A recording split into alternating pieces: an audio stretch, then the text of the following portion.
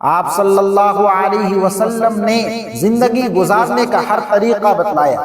تم ذرا سوچو تو صحیح، جس نبی نے کھانے کا طریقہ بتلایا ہو، جس نبی نے کپڑے پہننے کا طریقہ بتلایا ہو، جس نبی نے بال رکھنے کا طریقہ بتلایا ہو، جس نبی نے کنگھی کرنے کا طریقہ بتلایا ہو، جس نبی نے ناخن کاٹنے کا طریقہ بتلایا ہو، جس نبی نے سر کے بال سے لے کر پیر کے ناخن تک اور ماں کی گود سے لے کر قبر کے گڑھے تک زندگی گزارنے کا ہر طریقہ بتلایا ہو، یہاں تک کہ بیت الخلا یعنی ٹوائلٹ جانے تک کا طریقہ بتلایا ہو، کیا وہ نبی اپنی ولادت پہ خوشی منانے کا طریقہ بتلانا بھول گیا؟ نعوذ باللہ۔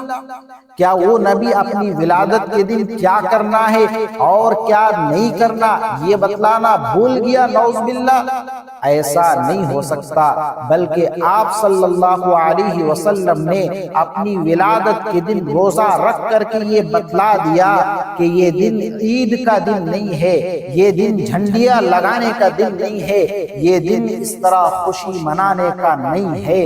اس دن آپ صلی اللہ علیہ وسلم کی محبت میں گلیوں میں پھر کر کے، چوراہوں میں گھوم کر کے، جھنڈیاں لگا کر کے، ڈیزے بجا کر کے، اپنے آپ کو عاشق رسول کہہ کے نمازوں کو چھوڑنا یہ اسلام بھی نہیں ہے، نبی سے محبت کی علامت بھی نہیں ہے، نبی کی ولادت پر خوشی منانے کا طریقہ بھی نہیں ہے۔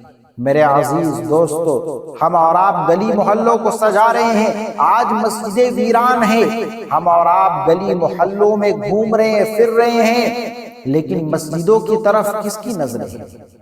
جس نبی نے اپنی آنکھوں کی ٹھنڈک نماز کہا، آج ہم انہی جلوسوں میں جا کر کے نمازوں کی پرواہ نہیں کرتے، نماز قضا ہو رہی ہے، نماز ادا نہیں ہو رہی ہے، نمازوں کی پرواہ نہیں کی جا رہی ہے، اور نبی کے نام پر خود کو عاشق رسول کہا کر ہم گلیوں میں پھرے، جو نبی کے نام پر کیک نہ کاٹے اس کو ہم گستاخ رسول کہیں، ایسا کرنا کہاں درست ہے؟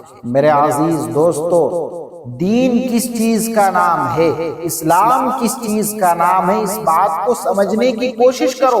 صرف خوشی منانا نبی سے محبت کی علامت نہیں، نبی کی ولادت پر خوشی منانے والوں کی فہرست میں ابو جہل، ابو لہب بھی شامل تھے، لیکن ان کو ایمان نصیب نہیں ہوا۔ آپ صلی اللہ علیہ وسلم کی ولادت میں خوشی منانے والوں میں سے ابو جہل، ابو لہب کو ایمان نصیب نہیں ہوا، ان لوگوں کو جنت نصیب نہیں ہونے والی، جبکہ خوشی میں شامل تھے۔ معلوم کیا ہوا کہ صرف خوشی منانا یہ جنت مل جائے اس کی کوئی گارنٹی نہیں ہے، صرف خوشی منانا نبی سے محبت کی علامت نہیں ہے۔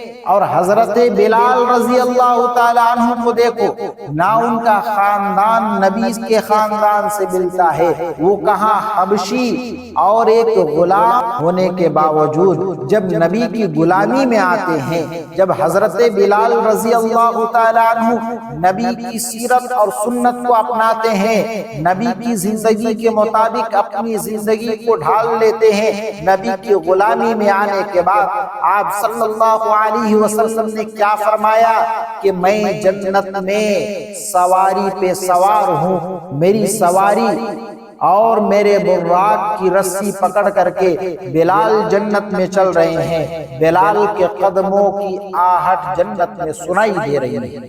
کتنی فضیلت کی بات ہے! یہ کب؟ یہ نبی سے محبت کی علامت پر، یہ کب؟ نبی کی سیرت کو زندگی میں داخل کرنے کے بعد، یہ کب؟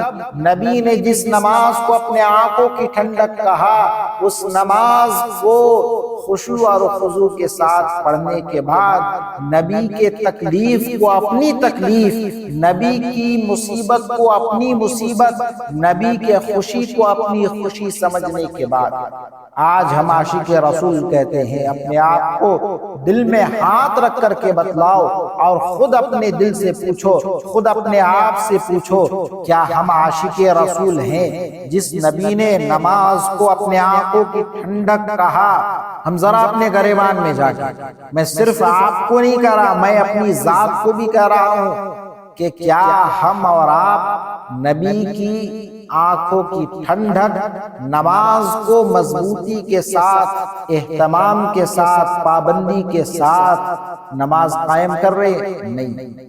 ہم میں سے ہر شخص جو الا ماشاءاللہ پڑھنے والے بھی ہیں، وہ بھی وقتوں کی پابندی نہیں کرتے۔ جب وقت مل جائے تو مسجد میں، ورنہ نماز قضا ہو رہی ہے۔ آپ صلی اللہ علیہ وسلم کے دور میں منافق کی بھی ہمت نہیں ہوتی تھی کہ فجر کی نماز چھوڑ دے۔